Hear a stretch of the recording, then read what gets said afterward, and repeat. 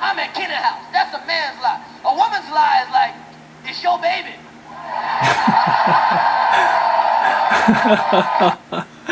It's true. It's true.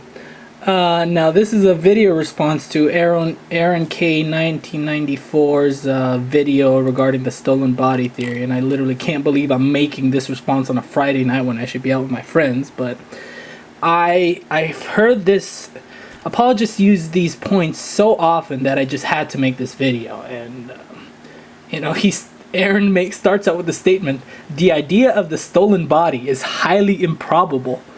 Well, okay, as opposed to what? Resurrection? Alright, let's take your word for it. Then he proceeds to make his 5 points. And then he goes back to state that he depends upon the historical reliability of the gospel accounts. And I don't want to get into that debate right now because it's going to be a long one.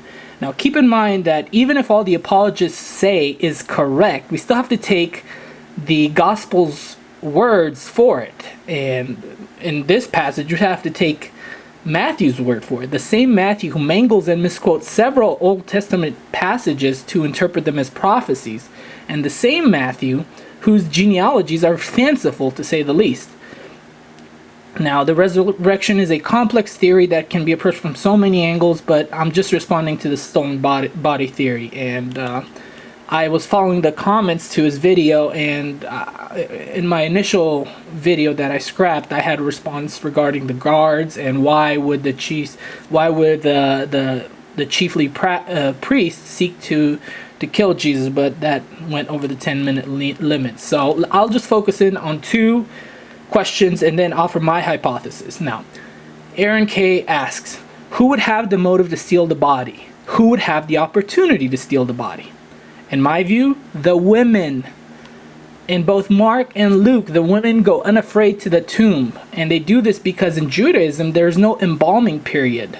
And we're told in Luke that they go with spices to anoint him. And this is done in order to offset the stench of his body.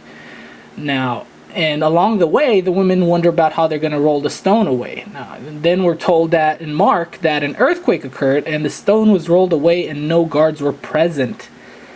What happens next is a matter solely left up to faith. Jesus either was resurrected or his body was stolen, or the gospel accounts themselves are unreliable. I will stick with the plausibility of the stolen body hypothesis for discussion.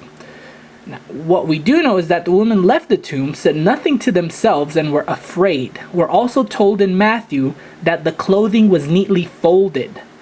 A more logical explanation to the resurrection is that the Christian community lucked out, in a sense. There was an earthquake, the guards fled, trying to escape and protect themselves.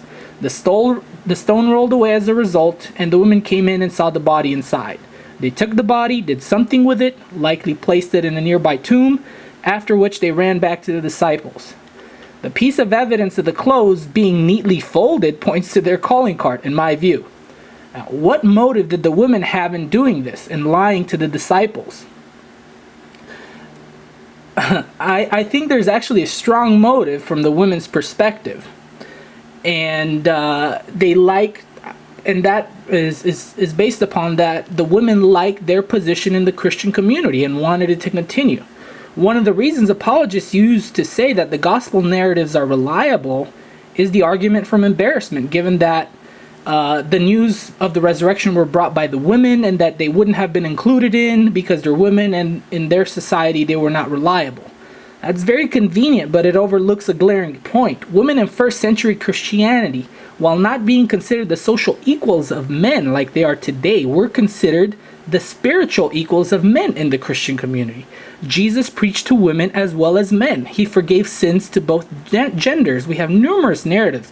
The woman at the well, the foreign woman asking for the scraps from the table, the woman who touched Jesus' cloth, the woman who washed Jesus' hair, the woman who was about to be stoned, and so on. I mean, Jesus' ministry was not towards a particular gender.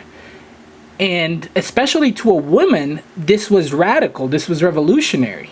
Another fact that's often overlooked is that while men, except for the nearest of kin, could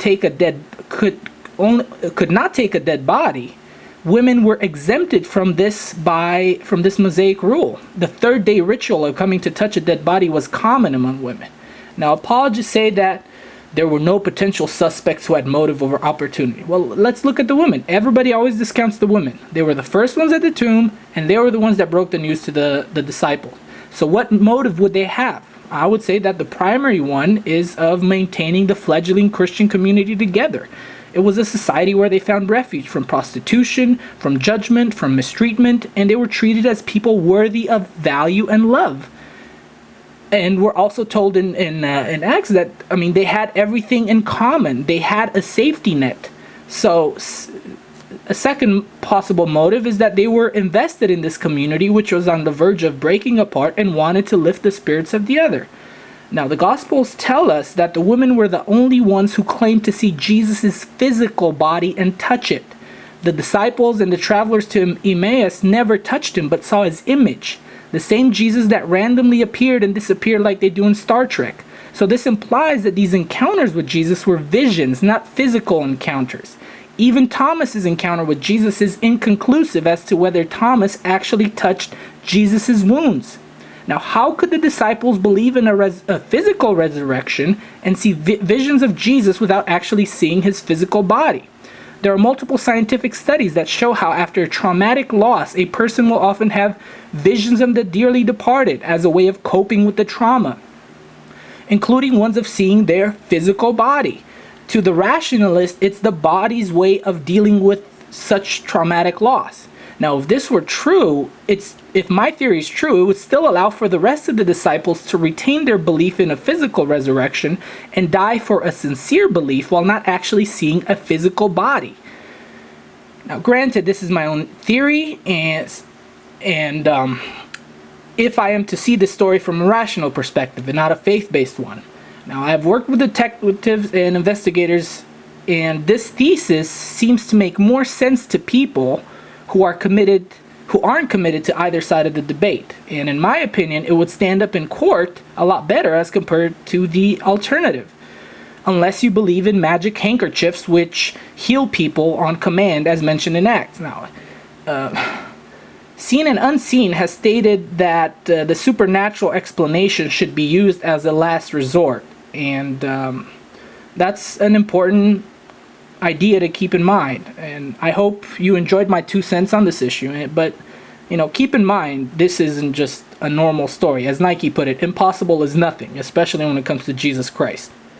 Take care.